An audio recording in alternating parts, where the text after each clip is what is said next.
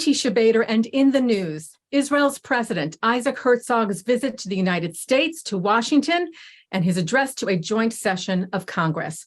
The speech coming at a time of great debate and divide within Israeli society over the judicial reforms issue, as well as reported tensions between the U.S. and Israel on that same topic. Well, to discuss Herzog's important speech and how he and his words were received is CEO of the Conference of Presidents of Major American Jewish Organizations, William Daroff, who is in Washington for the speech, joining us now from New York. William, thank you so much for taking the time. My pleasure to be here. I'm a valued watcher and viewer, and I'm happy to be here with you. Thank you so much. So you were there in person. I have to tell you that personally, watching the speech, I was so moved. I literally started crying when President Herzog walked into the chamber and was just so moved by him being there and also by the response of those who welcomed him so warmly and enthusiastically. What were your feelings like being there in person? It was wonderful to be there. I just pulled out of my pocket the ticket to the event, which is something that I will certainly cherish. It was really a room where there were 1,000 people or so, 535 members of Congress, minus a few misguided folks who were boycotting, and about that same number of spectators. Each member of Congress basically gets to bring one guest. So there were 1,000 people there who were cheering on the strength and the vitality and the vibrance of the U.S.-Israel relationship. And President Herzog is just a wonderful bipartisan, nonpartisan, above the fray purveyor of the importance of that relationship between the U.S. and Israel, that it is just was remarkable to be a part of it and to sort of cut through, I think the technical term is the surus that's out there about the relationship, about the domestic situation in Israel, about the situation here and everywhere, and just to spend an hour plus celebrating the U.S.-Israel relationship and celebrating the 75th anniversary of Israel and the 75th anniversary of the relationship between the U.S. and Israel was remarkable. And I think you're right. You touched on something about President Herzog. I think he does convey this sort of voice of reason, this just decent individual who tries to really be above politics and seems very committed to the Jewish people in general, and of course to the state of Israel. And I think that response that he got, that energy that was in the room, was directly related to that person the person he projects. It was just really a wonderful thing to see. You're absolutely correct. It's very genuine from him. It's literally in his kishkas, and genetically. He made reference to his father, who was the president of Israel and spoke at a joint session of Congress in 1991. One of the very few times, I think maybe the second time in history, that a father and son have both addressed a joint session of Congress. He talked about his grandfather, who was present in helping to lobby President Truman to recognize Israel as a state in 1948. And in fact, he invited and noted that President Truman's grandson was in attendance in the congressional chamber. That was really something. It was remarkable, and I had the chance to talk to him afterwards, the grandson, and it was great. And the connection between the U.S. and Israel is something that he remembers from his grandfather. His grandfather, Harry Truman, died when he was 15. His grandmother, Bess Truman, died, I think, when he was 25. So he had legitimate relationships, adult-to-adult relationships with President Truman, Mrs. Truman, which is remarkable to think now. It seems like it was a century ago, but 75 years ago, that living history is present. And that living history was present in the grandson of President Truman, as well as in the grandson of Harav, the chief rabbi, Herzog, the grandfather of President Herzog. It was really so moving. And also just to see President Herzog, he walked into the chamber and really everybody wanted to shake his hand from across the aisle, from the range of politicians and from Democrats and Republicans. It really seemed to, as you said, minus a few people who were not there. In general, it was quite a sight to behold, and something that we would like to see more of course. Yeah, I've been in and around Washington for decades, and there are a few issues that bring together Republicans and Democrats, that bring together Northerners and Southerners and Easterners and Westerners and Christians and Jews and Blacks and whites and Latinos. And Israel at the moment is certainly one of those few issues that enjoys that broad support. There was a resolution in Congress and the House of Representatives yesterday that I know you reported on, where there were 411 members 412. 412, thank you very much, members of Congress who voted for a resolution declaring that Israel is not a racist state, declaring that the U.S.-Israel relationship is a major priority for the United States, and only 9 people voted against it. And that proportion, 412 to 9, I'll take any day. I think that's where the American people are as it relates to the U.S.-Israel relationship. It's obviously where the House of Representatives is when you get down to the brass tacks. And that's what we saw very much in the Capitol today, were folks gathering together, applauding together, standing together. I didn't count how many standing ovations there were, but there were dozens. And in fact, President Herzog afterwards joked about how everybody was getting their exercise on their thigh muscles because we were going up and down so much. He joked that at a reception afterwards. It was really wonderful. And to see, again, Republicans and Democrats standing together, people that on their day jobs as it relates to U.S. politics are at each other's throats, putting down their weaponry of choice and joining hands together in support for a strong Israel relationship is precisely where the U.S.-Israel relationship should be. It should be beyond the sort of usual catcalls and messiness of everyday politics. And today it was, and that's a place we need to all work to ensure it can stay above the fray. And Herzog really said it so well, that exact sentiment, talking about how families in Israel were about to sit down to dinner at the time when he was giving his speech, and many families who within the same family are on different sides of the judicial reforms debate. Let's say, for example, some going out to protest, others feeling like the judicial reforms are due and are the right thing to do. And yet everyone sits down to dinner, right? And everyone is still a family. And he made that comparison as far as the U.S.-Israel relationship, which I thought was very smart and very apt, saying that at the end of the day, we are a family. We can have major disagreements. We can have differing opinions on a number of things, but at the end of the day, it is a relationship that is so solidly built and is founded on so many important things, shared values, shared history, that is larger than any conflict we might have. Absolutely. The relationship is certainly stronger than the day-to-day rigmarole between countries. It is stronger than any one given president or one given prime minister.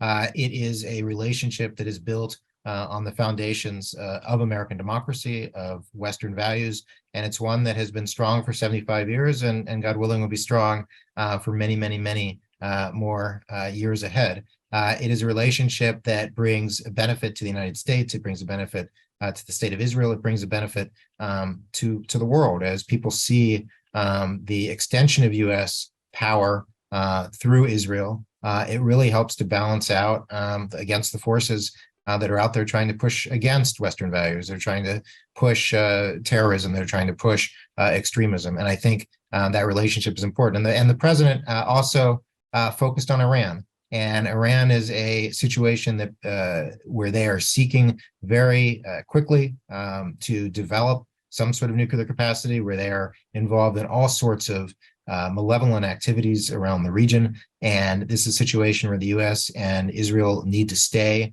of one mind and stay focused and stay with great attention on in order to ensure that the world realizes that Iran cannot be appeased and their evil doing should not be countenanced.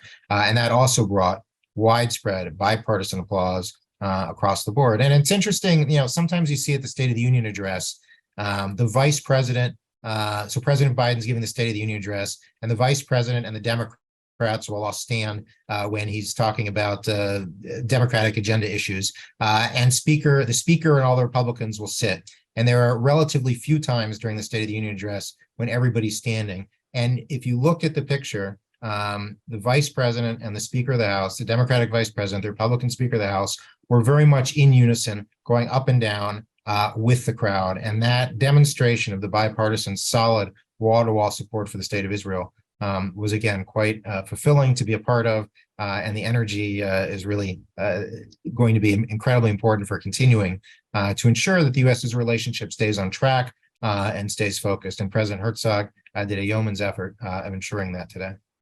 I want to ask your opinion about President Herzog, as we both said, doesn't really get involved, but is trying to sort of be a bridge in this judicial reform issue. However, in the speech twice, he stressed the importance of a strong judiciary and an independent judiciary, which was, I'm not saying that expressed a particular opinion, but at the same time, he was reinforcing that line of thinking. How did you take that, and how was that received?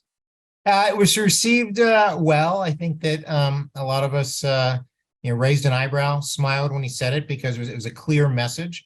But I think it's a message that is an important message. I think it's one that the vast majority of Israelis will agree on, and obviously how they interpret those words is in the eyes of the beholder. But I think it speaks to the idea that Israel is a strong democracy. Israel has strong systems in place.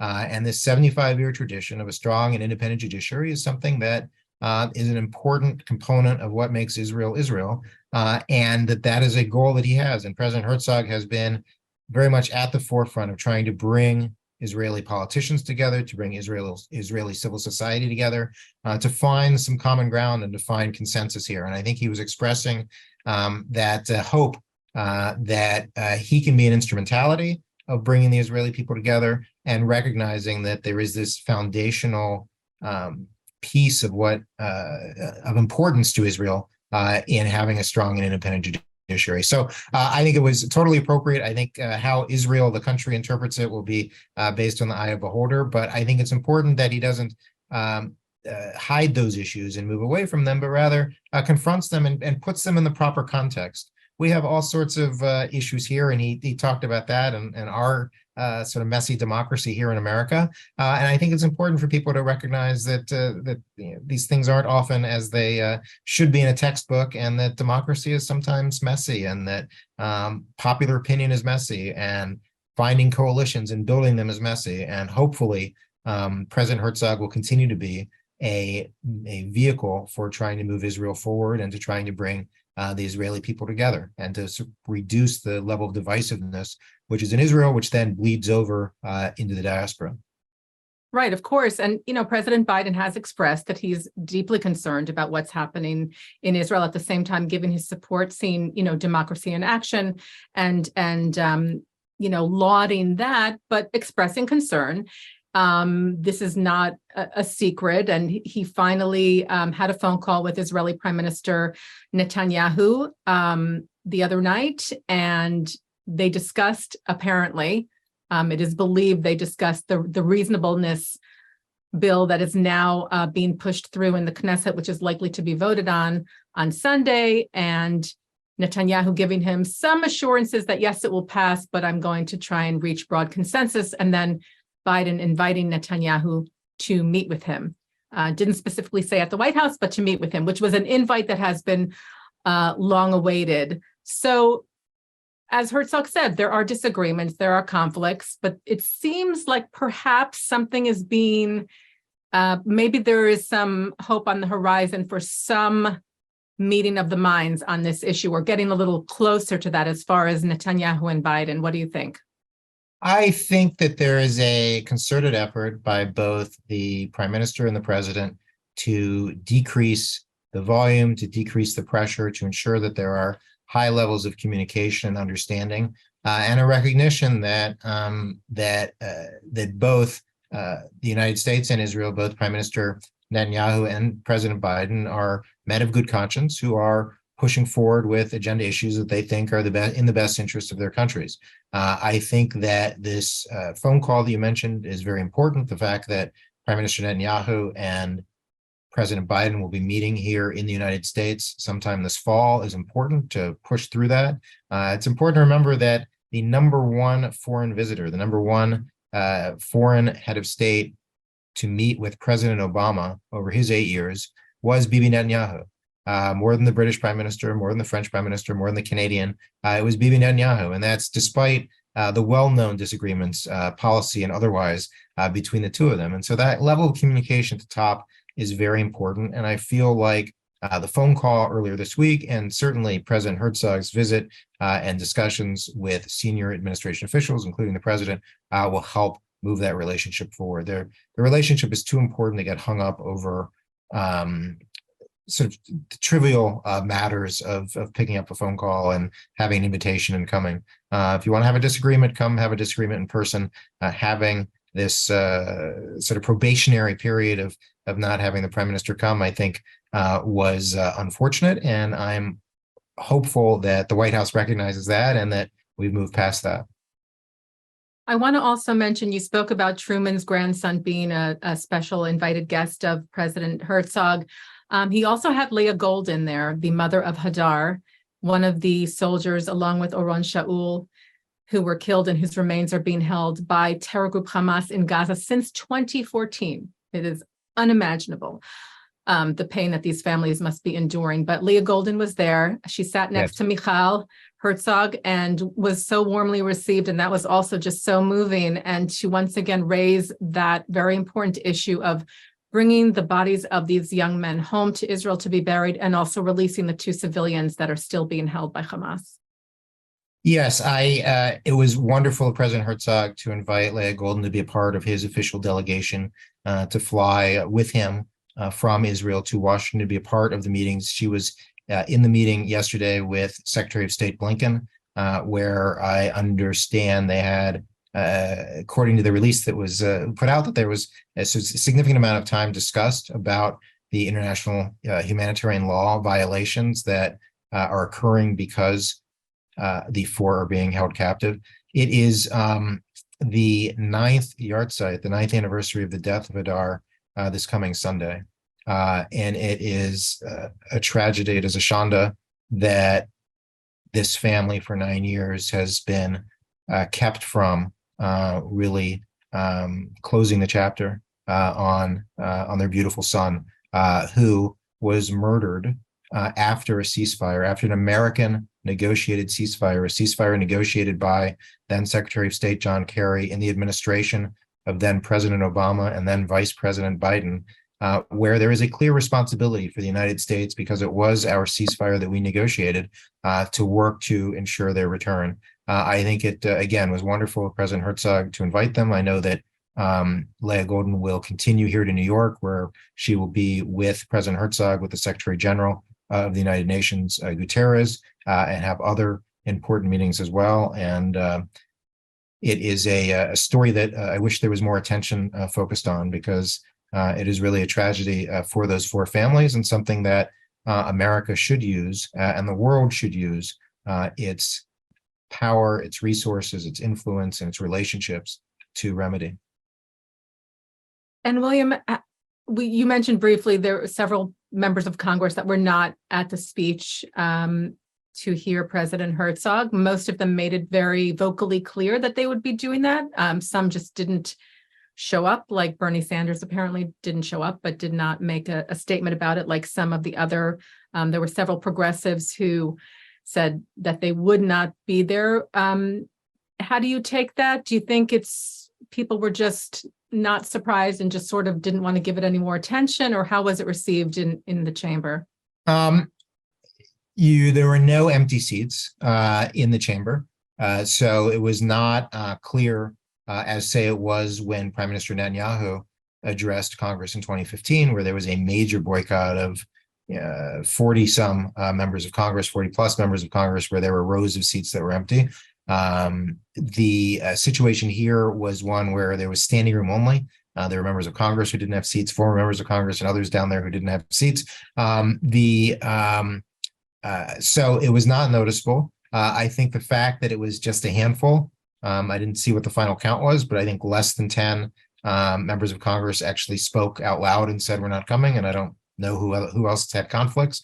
The fact that it is so small, I think speaks to the fringe nature of that crowd who see whenever they say Israel, they look for something to be critical about. And I think that, again, much like the House vote, where there were only 9 members of Congress who voted against Israel, I think that this too shows that the same sort of fringe minority is just that, a fringe minority. And I wish the news media would treat them as such, because they are very far from the vast majority of Americans, the vast majority of Congress who celebrate Israel, who celebrate the U.S.-Israel relationship.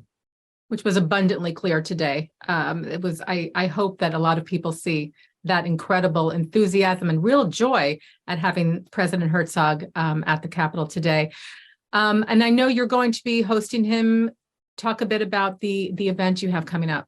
Yeah, so here in New York, we have an event with UJA Federation of New York that the Conference of Presidents of Major American Jewish Organizations is co-hosting, where the president will be meeting with members of the Jewish community here locally and engaging in an interview style format, where again, it'll be nice for various pieces of the greater New York area community and other national members of the Jewish communal leadership to meet, to engage with him in one setting. So I'm excited that for the opportunity for that. They've also announced that there'll be a young leadership meeting with the president on Friday, where young members of the Jewish community will be engaging with him as well.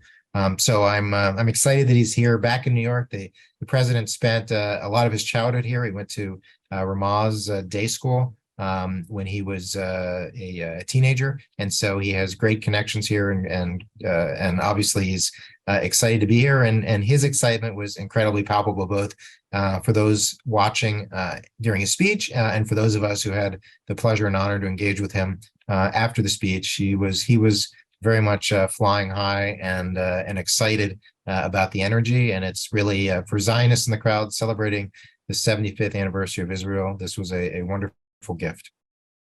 Absolutely. Well, William, we thank you so much for joining us and for taking the time and giving us some of the experience, what it was like to be there in person for President Herzog's speech, and to feel that energy and that love. Really, it really felt like there was love in the room from Democrats, from Republicans, that Israel, as you said, is this uniting issue, which we hope continues to be the case and is louder and stronger than any disagreements, which there will be. There are now. There are things that are being worked out and hopefully will be worked out, and there probably will continue to be, because that's just the nature of things. But the display today was really heartwarming. Yeah, you spoke of President Herzog's talking about family disputes, and it just as you said, it reminds me of any Shabbat table. Family members disagreeing about this or that. That's very much who we are as a people. It's very much who Israel is as a people. And again, right-sizing that, recognizing that together in unity, we will move forward as a people. Israel will move forward as a country, and the U.S.-Israel relationship will continue to grow and flourish. CEO of the Conference of Presidents of Major American Jewish Organizations, William Daroff, joining us from New York. And we thank him so much for taking the time to be here with us on JBS. Thank you, William. Best to you. My honor. Thank you so much. And thank you, JBS. And thank you, as always, to our director, Sloan Copeland, managing director, Dara Golub, to our transmissions manager, John McDevitt, technical manager, Michael Paley, and to our producer, Carol Lilienthal. And thank you for watching In the News.